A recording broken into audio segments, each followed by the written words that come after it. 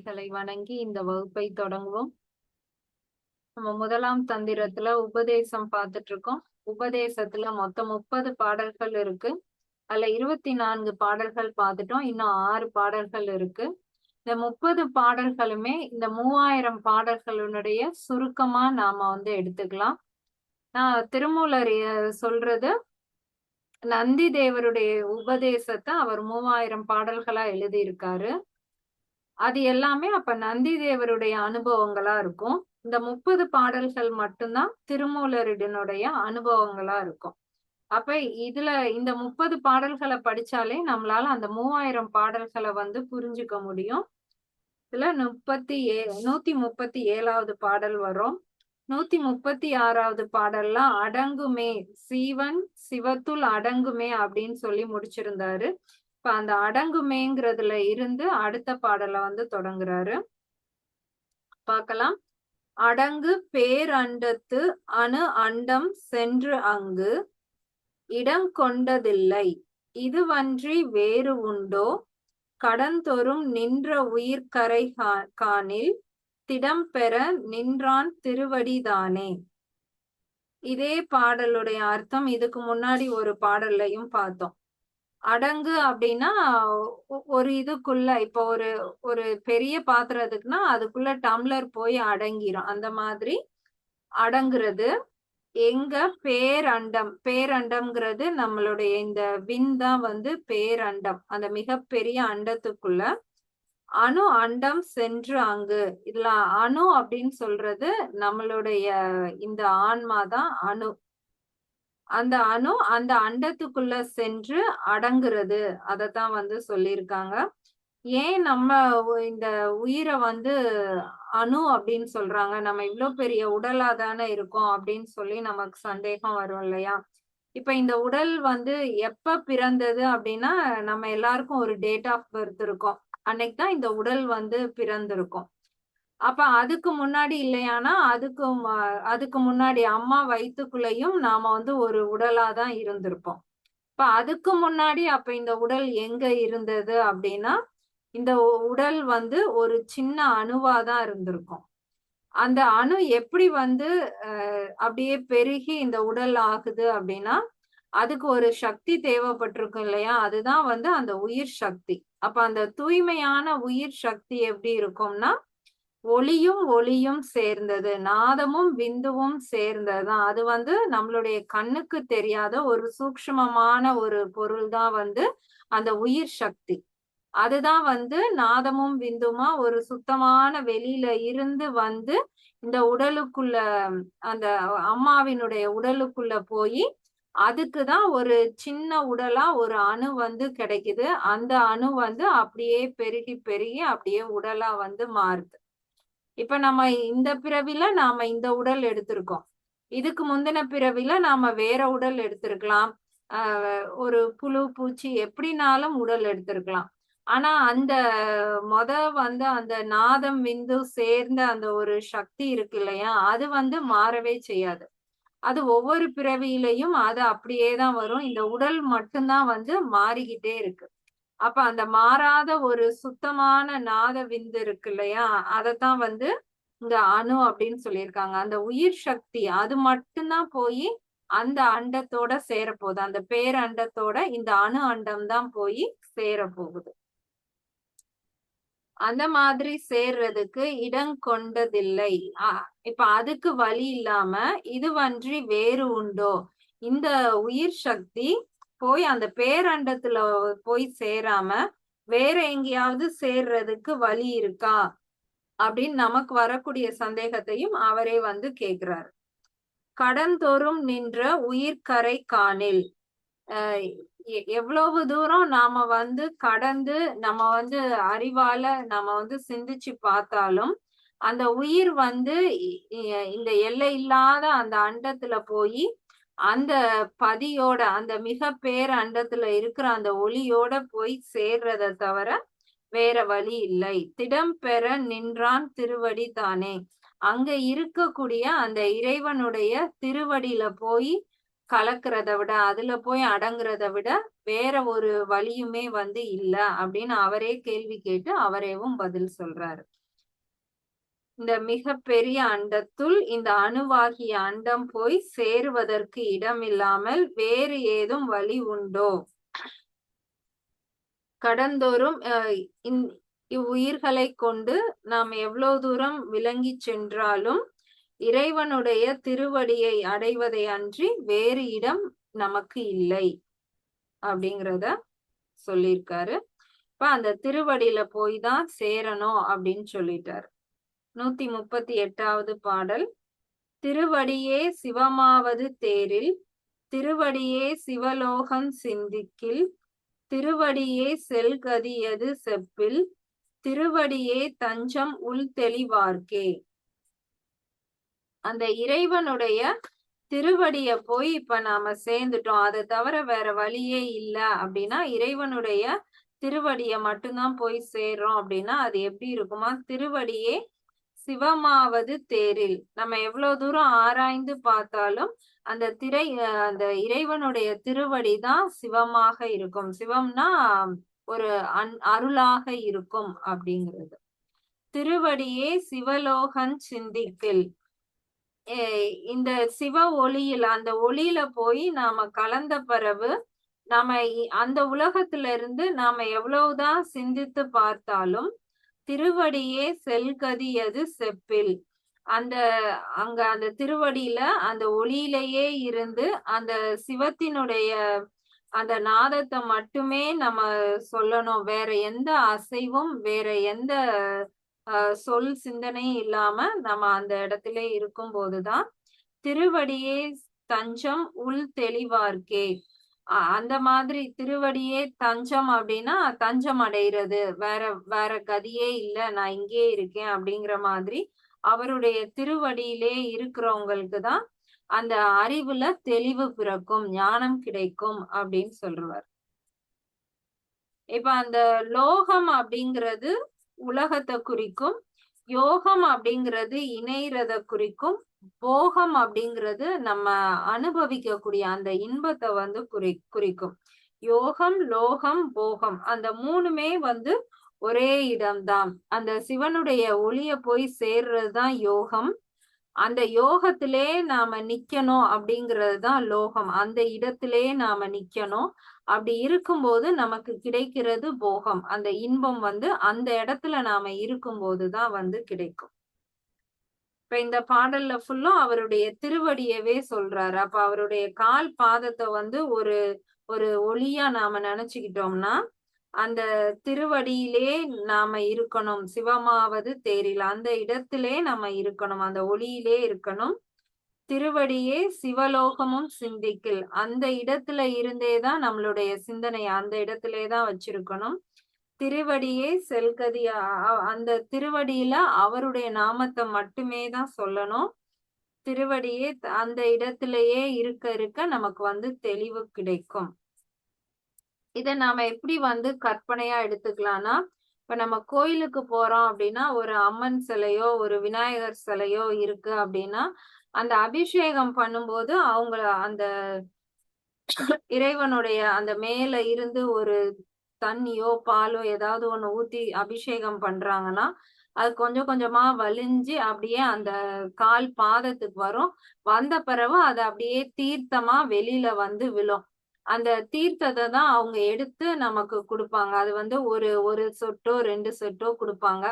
அத நம்ம குடிக்கும் போதே நமக்கு வந்து அப்படியே நமக்கு உடம்புல பிரச்சனை இருந்தா சரியாயிரும். அது அப்படியே உடம்புல இப்படிலாம் நம்ம தடவிப்போம்.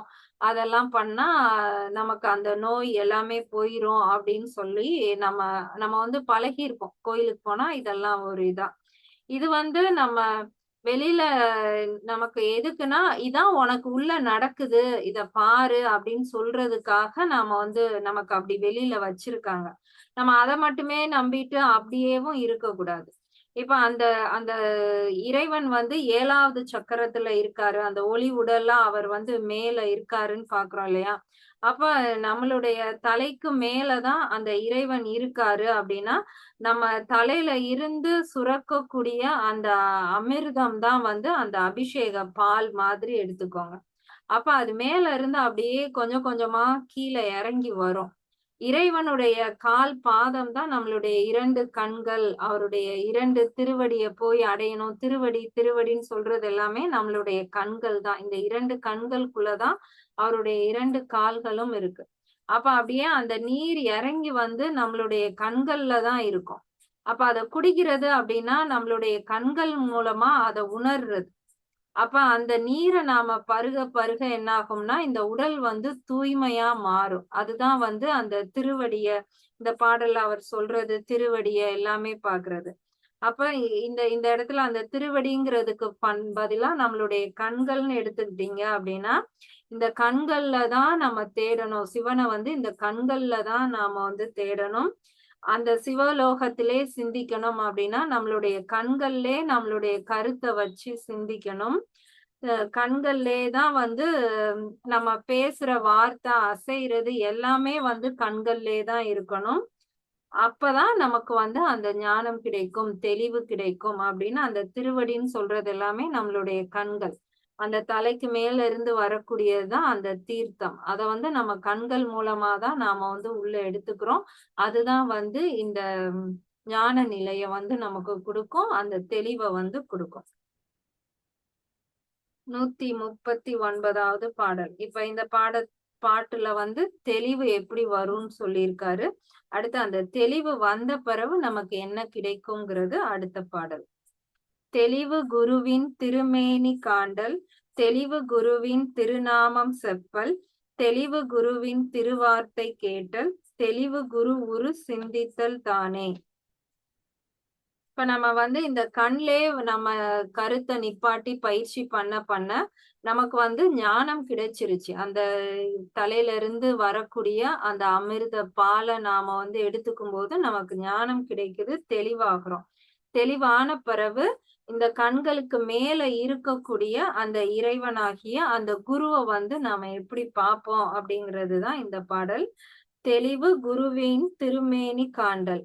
அந்த ஞானம் வந்த பிறகு நம்ம கண்கள் மூலமாவே நமக்கு மேல இருக்கக்கூடிய அந்த குருவ வந்து நம்ம பார்க்கிறதுக்கு பயிற்சி பண்ணணும். அதுதான் அந்த தெளிவு நமக்கு கிடைத்ததுக்கான அடுத்த நிலை.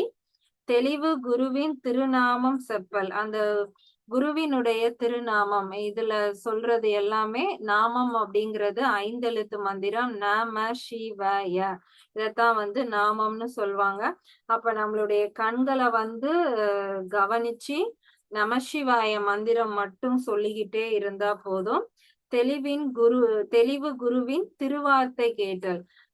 இறைவன் நம்ம கூட எப்படி பேசுவாரு அப்படிங்கிறது அவருடைய அவருடைய வார்த்தையை கேட்கிறது. அவர் எப்படி பேசுவார்னா நாதமாதான் பேசுவாரு. இப்ப இந்த இது திருமந்திரம் ஆரம்பிக்கும் போதே திருமூலர் என்ன சொல்லிட்டாரு, நான் வந்து 3000 பாடல் எழுதுறேன், தமிழ்ல எழுதுறேன், ஆகமத்தை வந்து நான் எழுதுறேன்னு சொல்லி அவர் தமிழ்ல தான் எழுதியிருக்காரு. அப்ப திருமூலர் நம்மளோட எந்த மொழியில வந்து பேசிக்கிறார்னா தமிழ் மொழியில வந்து பேசிக்கிறார். ஆனா அவருடைய குருவான நந்தி தேவர் அவருக்கு உபதேசம் கொடுத்தது எந்த மொழி அப்படிங்கிறது அவர் சொல்லவே இல்லை. இப்போ நம்ம எல்லாரும் அந்த 4 விதமான வாக்கு பார்த்தோம் இல்லையா? நமக்குள்ள நம்ம எப்படி வந்து உறவு வச்சுக்கிறோம்னா, அந்த வைகரி வாக்கு மூலமா தான் ஒருத்தர் வந்து புரிஞ்சுக்கிறோம். ஏன்னா நம்மளுடைய ஞான நிலை அப்படி. நம்மளுடைய அறிவு இன்னொருத்தவங்க சொல்லி அத கேட்டாதான் நமக்கு வந்து புரியும். ஆனா ஞானிகளுக்கு எப்படின்னா, அவங்களுக்கு அந்த மொழியே வந்து தேவையில்லை. அவருடைய அறிவு, ஞானம் வந்து மூலாதாரத்துல எந்த அசைவும் இல்லாம இருக்கும் போதே திருமூலரால அந்த அந்த அசைவு இல்லாத ஒரு ஒரு சவுண்ட்லயே அவங்களால வந்து இவர் என்ன சொல்ல வர்றாருங்கிறத இவங்களால புரிஞ்சுக்க முடியும். அந்த மாதிரியான ஒரு கம்யூனிகேஷன் வந்து இருக்கும். எந்த அசைவுமே இல்லாம, எந்த சத்தமுமே இல்லாம அந்த மாதிரியான ஒரு ஞானத்துல இருக்கும். அப்ப அதே மாதிரிதான் இறைவன் வந்து எந்த மொழியில எல்லார் கூடயும் பேசுவாரு அப்படின்னா, மொழிய தாண்டின ஒரு ஒளியில தான் நம்ம கூட பேசுவாரு. அதுதான் வந்து ஓம்ங்கிற ஒரு நாதமா அது எந்த மொழியில இருந்தாலும் அதுக்கு வந்து ஒரே உச்சரிப்பு தான் அந்த ஓம். அப்ப அந்த ஓம்ங்கிற நாதம் மூலமா தான் அந்த குரு வந்து நம்ம கூட வந்து பேசுவாரு. அந்த திருவார்த்தையை கேட்டல் தெளிவு குரு உரு சிந்தித்தல் தானே. இந்த 3யுமே நம்ம பயிற்சி பண்ணிக்கிட்டே இருந்தா, நம்மளால அந்த குருவினுடைய உருவத்த வந்து நம்மளுடைய சிந்தையில் பார்க்க முடியும். நம்ம நேரா பார்க்க முடியாது. ஆனா, நம்மளால அவருடைய அந்த உருவத்த வந்து பார்த்து உணர முடியும். இன்னொருக்கா பார்க்கலாம். தெளிவு குருவின் திருமேனி காண்டல். அந்த தெளிவு பிறந்ததுக்கான அடுத்த நிலையே அந்த குருவினுடைய திரு உருவத்தை வந்து பார்க்கிறது தான். அதுக்கு என்ன பண்ணணும்? குருவின் திருநாமம் செப்பல். அந்த நமசிவாயங்கிற மந்திரத்த மட்டும் நம்ம சொல்லணும். நம்மளுடைய கவனம் முழுவதும் சொன்ன மாதிரி கண்கள்லே இருக்கணும். தெளிவு குருவின் திருவார்த்தை கேட்டல். அப்பதான் இறைவனும் நம்மளும் பேசிக்க முடியும். அது வந்து எந்த அசைவும் அற்ற ஒரு மொழியா இருக்கும். அப்பதான் தெளிவு குரு உரு சிந்தித்தல் தானே. அவருடைய உருவத்தை நம்மளால அப்பதான் சிந்தையில் பார்க்க முடியும். 140வது பாடல். அதுல வந்து சிந்தித்தல் தானே அவருடைய சிந்தனையிலே இருக்கணும் அப்படின்னு சொல்லி முடிக்கிறாரு. அந்த தானேல இருந்து அடுத்த பாடல் ஆரம்பிச்சிருக்காரு. தானே புலனைந்தும் தன் வசம் ஆயிடும், தானே புலனைந்தும் தன் வசம் போயிடும், தானே புலனைந்தும் தன்னில் மடைமாறும், தானே தனித்தெம்பிரான் தனை சந்தித்தே. இதுல தானே அப்படிங்கிறது இதுக்கு முந்தின பாடல்ல நமக்கு வந்து அந்த குருவினுடைய அந்த உருவம் வந்து நம்ம சிந்திக்க ஆரம்பிக்கிறோம் இல்லையா?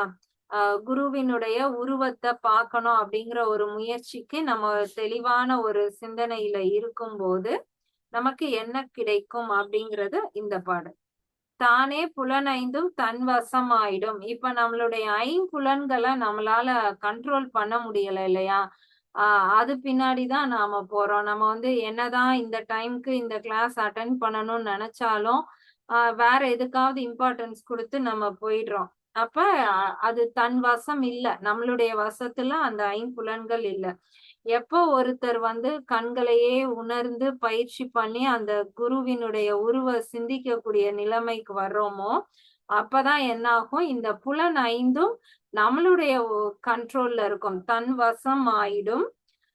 அப்படி தன் வசம் ஆன பிறகு என்ன ஆகும்? தானே புலனைந்தும் தன் வசம் போய்விடும்.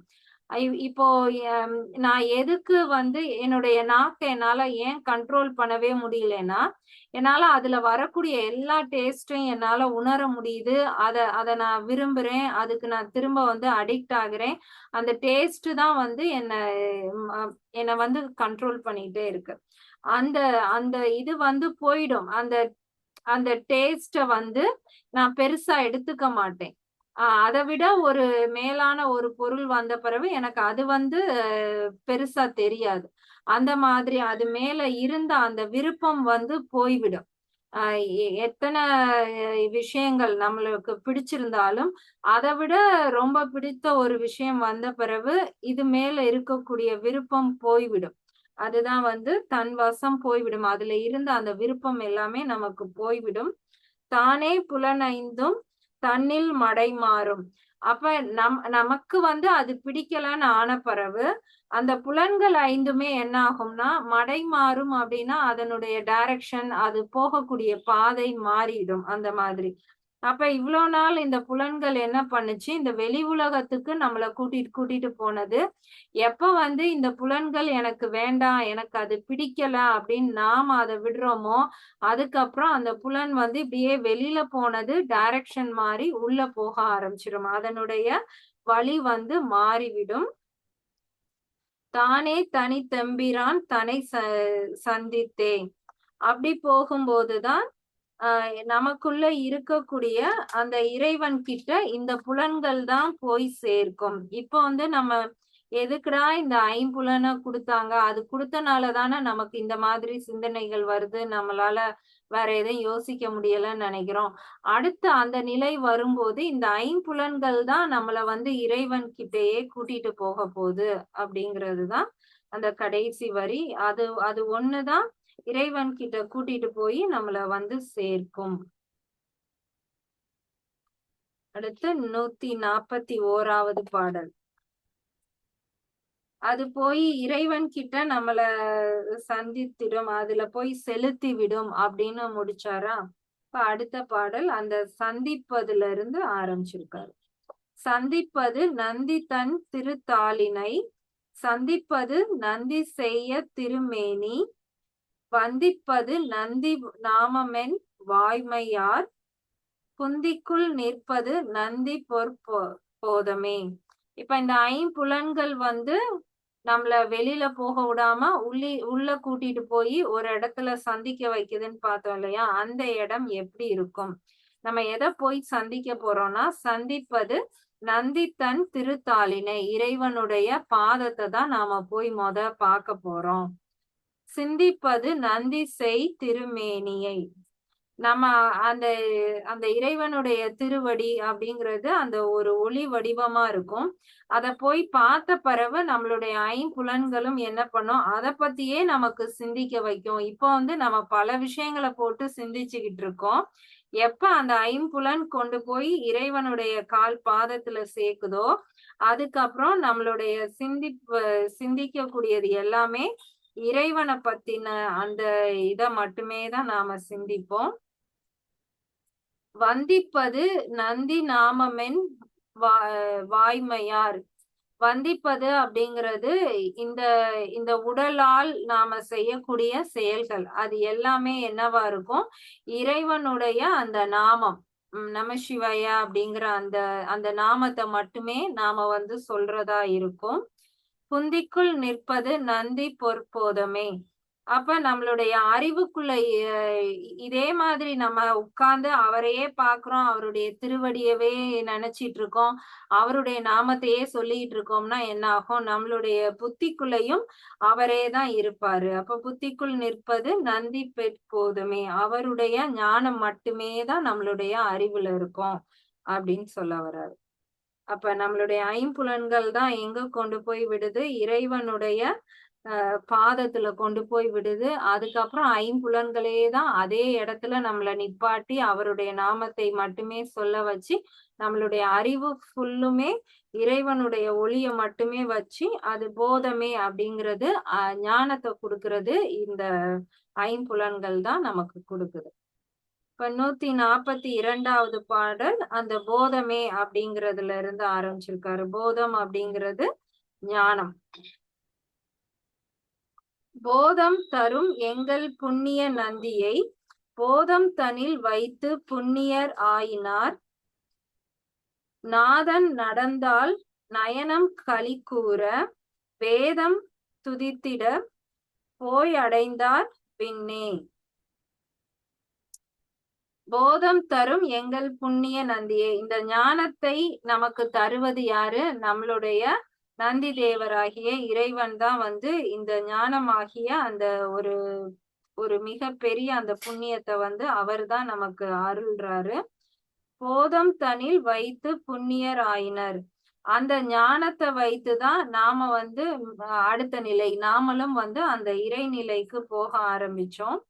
நாதன் நடத்தால் நயனம் களி கூற, அந்த நாதன் அப்படிங்கிறது அந்த இறைவனுடைய அந்த சவுண்ட், அந்த நாத விந்து அந்த எல்லாம் சேரும்போது அந்த நயனம் அப்படிங்கிறது அவருடைய அந்த நடனம், இறைவனுடைய நடனத்தை நாம பார்க்கும்போது, அதை கண்டு உணரும் போது, வேதம் துதித்திட போய் அடைந்தார் விண்ணே, அந்த வேதங்கள்ல சொல்லப்படுவது போல அந்த வேதங்கள் ஒலிக்கக்கூடிய இடம் எது அப்படின்னா விண், இந்த அண்டத்துக்கும் மேல இருக்கக்கூடிய அந்த பரவெளி, அந்த விண்ல போய் நாம வந்து இணைவோம் அப்படின்னு சொல்றாரு. ஞானம் தருவதும் நந்தியாகிய இறைவனே, அந்த நாதத்துக்குள் நமக்கு அந்த நற்கதிய கொடுத்து நம்மளையும் இறைநிலைக்கும் கூட்டிட்டு போறது அந்த ஞானமே. அங்க போகும்போதுதான் அந்த இறைவனுடைய நடனத்தை வந்து நம்மளால கண்டு உணர முடியும். அது எங்க இருக்குன்னா அந்த பேரண்டத்துக்கு மேல இருக்கக்கூடிய அந்த விண்ல இருக்கு அப்படின்னு சொல்லி 30வது பாடல் விண்ணே அப்படின்னு முடிக்கிறாரு. அந்த விண்ல இருந்துதான் பாடல் அந்த உபதேசத்துல 113வது பாடல் வந்து ஆரம்பிச்சிருப்பார். 30வது பாடல் முடிக்கிறது தான் அந்த முதல் பாடலுடைய தொடக்கமாவும் இருக்கும். விண்ணின்று இழிந்து விண்ல இருந்து இறங்கி இறைவன் வந்து திரும்ப நம்மள அந்த விண்ணுக்கே வந்து கூட்டிட்டு போறாரு. அப்படியே ஒரு கண்டினியூவா ஒரு 30 பாடல் அவர் எப்படி இறங்கி வந்தாரு, நமக்குள்ள என்னெல்லாம் மாற்றத்தை ஏற்படுத்தினாரு, திரும்ப எப்படி நம்மள வந்து அந்த விண்ணுக்கே கூட்டிட்டு போறாரு அப்படிங்கிறது தான் இவருடைய உபதேசம். இப்ப இத அப்படியே கற்பனையா நினைச்சு பார்த்தோம்னா அவருடைய உபதேசம் எப்படி இருக்கு, இறைவன் அப்படியே மேல இருந்து இறங்கி வராரு, திரும்ப நம்மள வந்து கூட்டிட்டு போறாரு. அப்ப நம்ம நம்ம இருந்த இடமும் அப்ப அதுதான். அதுல இருந்துதான் நாம தெரியாத்தனமா கீழே வந்துட்டோம். திரும்ப அவரே கீழே வர்றாரு. நம்ம கொஞ்சம் முயற்சி பண்ணா போதும் அவரே திரும்ப வந்து கூட்டிட்டு போயிருவாரு. இப்ப இந்த உபதேசம் அப்படின்னாலே நம்ம ஒரு பழமொழி சொல்லுவோம். ஊருக்கு தான் உபதேசம் அப்படின்னு சொல்லுவாங்க. அதுக்கு பொருள் என்ன அப்படின்னா ஊருங்கிறது என்னன்னா ஒரு இடம், ஒரு இடத்தை வந்து குறிக்கும். இல்ல ஊர்ந்து போறது அப்படிங்கிறதையும் ஊரு அப்படின்னு தான் சொல்லுவோம். ஒரு இடத்துல இருந்து இன்னொரு இடத்துக்கு நாம அப்படியே மெதுவா நகர்ந்து போறதுதான் வந்து ஊர். இப்ப நம்ம உடல்ல வந்து ஒவ்வொரு சக்கரங்களும் ஒவ்வொரு ஊருன்னு எடுத்துக்கிட்டோம்னா நமக்குள்ள இருக்கக்கூடிய அந்த குண்டலினி சக்தி அப்படியே ஊர்ந்து ஊர்ந்து ஒவ்வொரு ஊரா போகும். அப்ப இந்த உபதேசம் அப்படிங்கிறது என்னன்னா எல்லாருடைய உபதேசமே என்னன்னா ஊரு போய் சேர்றதுக்கு தான் உபதேசம். இப்ப நம்மளுடைய ஊர் எது? அந்த சிவபெருமான் இருக்கக்கூடிய அந்த பேரின்ப வெளிதான் வந்து அந்த ஊர். அதுல இருந்துதான் நாம இங்க வந்துட்டோம். திரும்ப நம்ம ஊர் போய் சேர்றதுக்கு தான் வந்து உபதேசம் தேவை. நம்ம வந்து மறந்துட்டோம். எப்படி வந்தோங்கிறதே மறந்துட்டோம். எப்படி போகன்னு தெரியாம இருக்கோம். அப்ப இந்த உபதேசம் மூலமா நம்ம திரும்ப என்ன செய்ய போறோம்? நம்மளுடைய ஊருக்கு தான் போறோம். அதுதான் வந்து ஊருக்கு தான் உபதேசம் அப்படின்னு சொல்லுவாங்க. எப்படி ஊர்ந்து ஊர்ந்து திரும்ப நம்ம அங்க போறது அப்படிங்கிறது தான் உபதேசம். அதத்தான் வந்து திருமூலரும் இந்த 30 பாடல்கள்ல வந்து கொடுத்திருக்காரு. இப்ப இன்னைக்கு பார்த்த பாடல்கள்ல வந்து அவர் என்ன சொல்லியிருந்தாரு? முதல் பாடல்ல வந்து நமக்குள்ள இருக்கக்கூடிய அணு, உடல் கிடையாது. உடலுக்கு உள்ள இருக்கக்கூடிய உயிராகிய அணு வந்து நாதம் விந்துவும் சேர்ந்த ஒரு சக்தி தான். அது எப்படியோ மேல இருந்து இந்த உடலுக்குள்ள வந்துச்சு. அந்த அது திரும்ப போய் சேர வேண்டிய இடமும் அதுதான் அப்படிங்கிறத நாம புரிஞ்சுக்கணும்.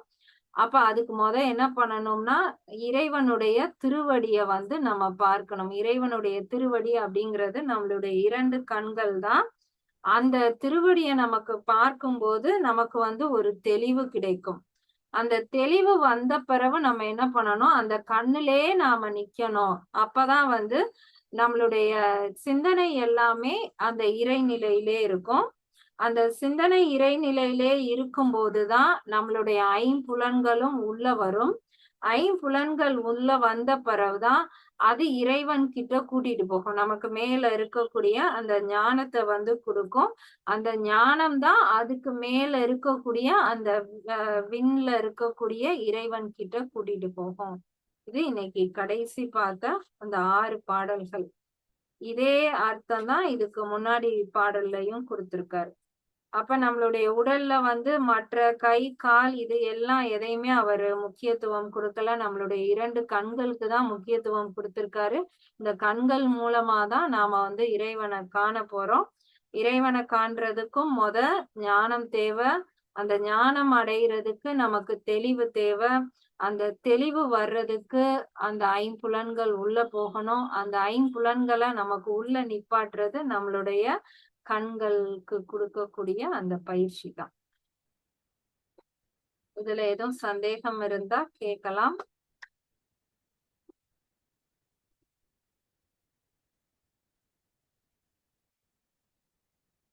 கண்கள்னா கண்களுக்கு கொடுக்கறதா இல்ல ஆக்னியா சக்கரத்தை மென்ஷன் பண்றாரு அப்படியா? இல்ல, கண்களுக்கு தான். கண்களுக்கு என்ன மாதிரியான பயிற்சி கொடுக்கலாம் அப்படிங்கிறது தான். இப்ப நம்மளால கண்ணை வச்சு வெளியில இருக்கிறத தான் நாம பாக்குறோம். நமக்குள்ள இருக்கிற இறைவனையும் இந்த கண்ணை வச்சுதான் பார்க்க போறோம்.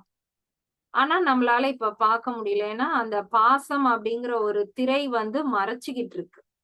அப்ப நம்ம கண்களுக்கு ஒரு பயிற்சி குடுத்து குடுத்து அந்த திரைய வந்து விலக்க போறோம். அந்த திரை விலகுன பிறகு நம்மளால இறைவன வந்து பார்க்க முடியும்.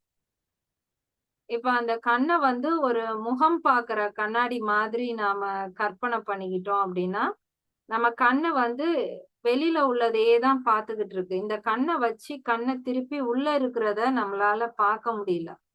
அப்ப அந்த முகம் பார்க்கிற கண்ணாடில அந்த பின்னாடி ரெட் கலர்ல இருக்கும் இல்லையா? பாதரசம்.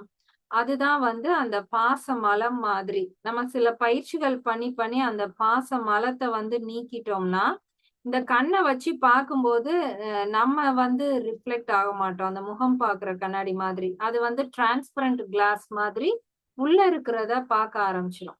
அப்ப நம்ம கண் வந்து அந்த அந்த கண்ணாடி, அந்த பாசம்ங்கிற கண்ணாடி, முகம் பார்க்கிற கண்ணாடி மறைச்சிட்டு இருந்தத மீறி, உள்ள இருக்கக்கூடிய இறைவன போய் நம்ம பார்த்துரலாம். அந்த பாதரசத்த கிளீன் பண்றது தான், அந்த பாசத்த அறுக்கிறது அப்படின்னு சொல்றாங்க இல்லையா? அந்த அந்த ப்ராசஸ். அந்த கண்ணுக்கு மட்டும் அந்த பயிற்சி குடுத்து நம்ம அத சரி பண்ணிட்டோம் அப்படின்னா, நம்மளால பார்த்துற முடியும். அது கண்ணுக்கு பயிற்சினா அது எப்படி சும்மா எக்ஸசைஸ் மாதிரியா? அது இன்னும் அது இனிமேல் நம்ம வரும் நம்மளுடைய பாடல்கள்? சிந்தனைய வந்து கண்ணுலயே வச்சிருக்கணும்னு சொல்றாரு இல்லையா? நீ சோம்பேறித்தனமா உட்கார்ந்தோ, இல்ல படுத்தோ, எந்த அசைவுமே இல்லாம கண்ணுலயே வச்சிருக்கணும். இப்ப நம்ம என்ன பண்ணுவோம், இப்படி உட்கார்ந்துட்டு, இப்ப புருவ மத்திய பாருங்க அப்படின்னா, நம்ம கண்ண போய் வச்சிருவோம். ஆனா, நம்மளுடைய மனசுக்குள்ள பல விஷயம் ஓடிட்டே இருக்கும். 7 மணிக்கு கிளாஸ் முடிஞ்சிரும். முடிஞ்சதுக்கு அப்புறம் நம்ம போய் இதெல்லாம் செய்யணும். நமக்குள்ள எண்ண அலைகள் ஓடிட்டே இருக்கும் இல்லையா? அப்ப அந்த கண்ண அங்க நிப்பாட்டும்போது நமக்கு அந்த அது அது பயிற்சி கிடையாது. நம்மளால அடுத்த நிலைக்கு போக முடியாது. ஆனா ரெகுலரா பண்ண பண்ண என்ன ஆகும்? கொஞ்சம் கொஞ்சமா அந்த எண்ணங்கள் வந்து குறையும். சரி எப்படினாலும் 7 மணிக்கு கிளாஸ் முடியும் தான் நான் போறோம். எதையும் நினைக்காம இருப்போம் அப்படின்னு சொல்லி, கொஞ்சம் கொஞ்சமா நம்ம அந்த எண்ணங்கள குறைப்போம். நம்ம உடம்பு வந்து வீக்கா இருக்குன்னா, நம்மளால அந்த அந்த அந்த ஒரு 5 நிமிஷம் தான் உட்கார முடியும். இப்போ உடம்ப நல்லா நம்ம ஆரோக்கியமா ஆக்கிட்டோம்னா, அடுத்து 1 மணி நேரம் ஆனாலும் நம்மளால உட்கார முடியும். அந்த பயிற்சி கூட கூட என்ன ஆகும்னா, அ அவர் சொல்றாரு இல்லையா? சோம்பேறித்தனமா எந்த அசைவும் இல்லாம, தூங்குன மாதிரியும், தூங்காத மாதிரியும் அப்படியே உட்கார்ந்து இருக்கிறது தான் வந்து நம்ம அந்த கண்ணுக்கு குடுக்குற பயிற்சி. அந்த கண்ண பார்த்துக்கிட்டே இருக்க இருக்க நமக்கு வந்து எண்ணங்கள் குறைய ஆரம்பிக்கும். அதுக்கப்புறம் நமக்கு ஒவ்வொரு அந்த ஐம்புலன்களும் நமக்கு உள்ள வர ஆரம்பிக்கும்.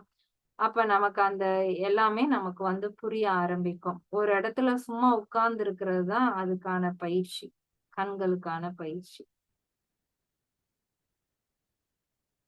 அதுவும் அடுத்து அடுத்து வரும் ஒவ்வொரு பாடல்கள்லயும். பிரியாக்கா, இப்ப நீங்க சொன்னதை வந்து ஆஹ் நம்ம தூங்கி முழிப்போம்ல, அப்ப நமக்கு வந்து திரும்ப தூங்கணும் போல இருக்கும் உம் நமக்கு. ஆனா அடுத்த ஒரு தாட் உள்ள வந்துருச்சுன்னா, பால் வந்துருச்சா, இப்போ பால் காய வைக்கணுமா, அடுப்புல வெந்நி ஆன் பண்ணணுமா அப்படிங்கிற அந்த ஒரு தாட் உள்ள விட்டுட்டோம்னா, அடுத்து வரிசையா எல்லா தாட்டும் உள்ள வந்துரும். உம் அப்ப புலன்கள் வேலை செய்ய ஆரம்பிச்சிடும். ஆனா அதுக்கு முந்தின ஸ்டேஜ் பாத்தீங்கன்னா, கண்டிப்பா நம்மளால திரும்ப தூங்கணும்னு நினைச்சோம்னா தூங்கிடலாம். உம் அது அந்த தூக்கத்துக்கும் விழிப்புக்கும் நடுவுல ஒரு ஸ்டேஜ் இருக்கும். அந்த ஸ்டேஜ் தான் வந்து எல்லாருக்குமே இது டெய்லி எல்லாராலுமே உணர முடியும் தான். உம் அந்த ஸ்டேஜ் தான் வந்து நீங்க சொல்ற மாதிரி கண்ணை ஆமா. பிக்ஸ் பண்ணி அந்த இடத்துல தியானம் பண்றதுக்கான அந்த ஸ்டேஜ்.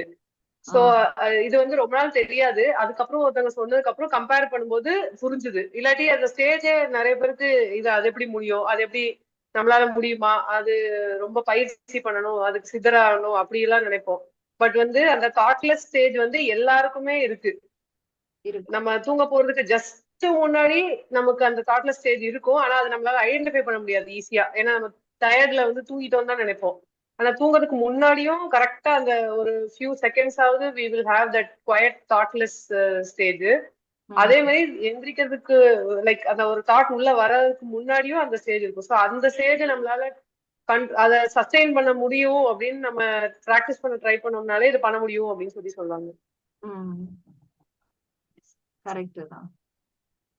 அப்புறம் இந்த தெளிவு குருவின் திருமேனி காண்டல்ல எனக்கு அது தெளிவு குருன்னு ஏன் போட்டாங்கன்னு எனக்கு அந்த கொஸ்டின். அந்த தெளிவு தான் வந்து நமக்கு அதுக்கு வந்து கொடுக்கும். இப்ப நம்மளுடைய அறிவு வந்து தெளிவு இல்லாமல்ல இருக்கு. இல்ல குரு கிடைச்சாங்கன்னா அறிவை தெளிவாக்குறது அவங்க ஹெல்ப் பண்ணுவாங்கல்ல, அந்த திரி தூண்டி விடுற மாதிரி. they will anyway do it. But ஏன் அந்த இடத்துல தெளிவு குருவின் திருமேனி காண்டல், தெளிவு குருவின் திருநாமம், அப்ப தெளிவு இல்லாத குருன்னு ஒருத்தங்க இருக்காங்கன்னு அப்படி கம்பேரிசன் மாதிரி எடுத்துக்கணுமா? இல்ல நமக்கு அந்த பாடல்ல நமக்கு தெளிவு வந்திருக்கு இல்லையா? நம்மளுடைய கண்களை வந்து ஒரே இடத்துல நிப்பாட்டி இறைவனுடைய நாமத்தையே நம்ம சொல்லி சொல்லி பார்க்கும்போது நமக்கு வந்து தெளிவு வந்துருச்சு. அந்த தெளிவு தான் என்ன செய்யுது, நமக்கு குருவோட உருவத்தை காட்ட போது, அந்த தெளிவு தான் நமக்கு குருவோட வார்த்தையை கேட்க வைக்க போகுது, அந்த தெளிவு தான் நமக்கு செய்ய வைக்க போகுது. ஓகே, சோ தெளிவு என்பது என்ன அப்படின்னா குருவோட திருமேனி காண்டல். தெளிவு என்பது என்ன அப்படின்னா அங்க ஒரு கமா போட்டா எனக்கு ஈஸியா புரியும்னு நினைக்கிறேன். இப்போ ஒரு புக்க படிச்சதும் நான் தெளிவாயிட்டேன் அப்படின்னு சொல்றோம் இல்லையா? அப்ப அந்த கண்களை பார்த்த பிறகுதான் நான் தெளிவாயிட்டேன், இனி என்னால குருவை பார்க்க முடியும், நான் தெளிவாயிட்டேன், இனி அவருடைய வார்த்தையை என்னால கேட்க முடியும் அப்படின்னு நமக்கு அந்த தெளிவு எப்ப பிறக்குதுன்னா, அந்த இறைவன் அந்த கண்கள்லயே நம்ம கவனத்தை வச்சு பயிற்சி பண்ணும்போதுதான் நமக்கு அந்த தெளிவு வரும். அந்த தெளிவு தான் குருவை கூட்டிட்டு வரும். வெளியில நம்ம போய் ஒரு பரிகாரம் பண்ணியோ இல்ல ஏதாவது புண்ணிய விஷயங்கள் செஞ்சோ நமக்கு குரு கிடைக்க மாட்டாரு. நமக்குள்ள ஏற்படுற அந்த தெளிவு தான் வந்து குரு கிட்ட கூட்டிட்டு போவார். ஓகே, இந்த கடைசி லைன் 142ல வேதம் துதித்திட போய் அடைந்தார் விண்ணேன் வரல. வேதங்கிறது இந்த இடத்துல எதை சொல்றாங்க? நாதம். அந்த நாதத்தினுடைய சத்தத்தோட நாம வந்து அந்த விண்ணில் போய் அடங்குறோம். நாதம்னே சொல்லிருக்கலாம்ல, வேதம்னு ஏன் சொன்னாங்கன்னு யோசிக்கிறேன். வேதமும் நாதம் தானே. வேதம் நாதத்துல இருந்து வந்தது தானே. நாதம்ங்கிறது ஒளி, வேதம்ங்கிறது வார்த்தை தானே. வேதம்ங்கிறது ஒரு விஸ்டம், ஒளியில இருந்து கிடைக்கக்கூடிய ஒரு விஸ்டம். இல்லையா, வேதம் ஓதுறதுன்னா யூஸ்வலா மந்திரம் அந்த மேல ஏதாவது சொல்லுவாங்கல்ல. அதுல அறிவு இருக்கு, அறிவு இருக்கிறனாலதான் அது வேதம். அந்த ஒளியில இருக்கக்கூடிய ஒளியும் அறிவும் சேர்ந்ததுதான் வேதம். சோ நாதம் இஸ் பியூர் சவுண்ட் மட்டும் தானே. அப்ப இது அது இதுவும் ஒண்ணுன்னு எப்படி எடுத்துக்க முடியும்? இறைவனுடைய நாதமும் நாதம் தானே வேதமா வந்திருக்கு. அது கரெக்ட். நாதத்துல இருந்து தான் வேதம் வந்து ஒரு வேர்ட் ஃபார்மேட்டுக்கு நமக்கு வருது, அது ஓகே. அப்ப இந்த இடத்துல அவங்க வேதம் துதித்திட அப்படின்னு போட்டிருக்காங்கல்ல, அதே ரெஃபரிங் டு சம் ஸ்பெசிபிக் வேதம் அப்படின்னு எனக்கு ஒரு டவுட் வருது. வேதம் துதித்திட அப்படிங்கிறது அவருடைய நாதம் ஒலிக்க பரகாய வெளியில் விளங்கி இருந்தனர். அந்த ஆகாய ஒளியில வரக்கூடிய அந்த நாதம் தான் வேதம்.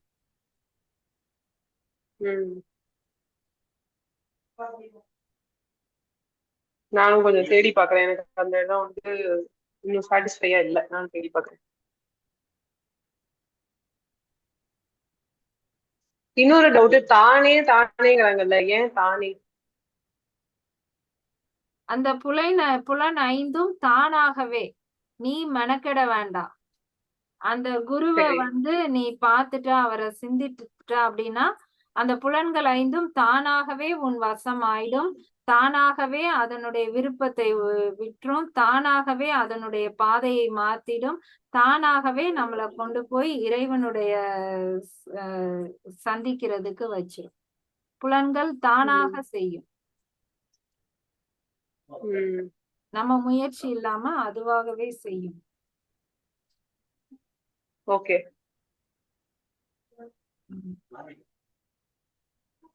இந்த நான் தான் இது ரெண்டுத்துக்கும் ஒரு கம்பேரிசன் நிறைய இதுல வரும், திருமுறையிலயும் சில பாட்டுல எல்லாம் வரும். அடுத்த பாட்டுல வேற எங்கேயா வரும்போது நான் இந்த பாட்டுக்கு இந்த பொருள் புரியுது. ஓகே பிரியாக்கா, தேங்க்யூ. ஓகே.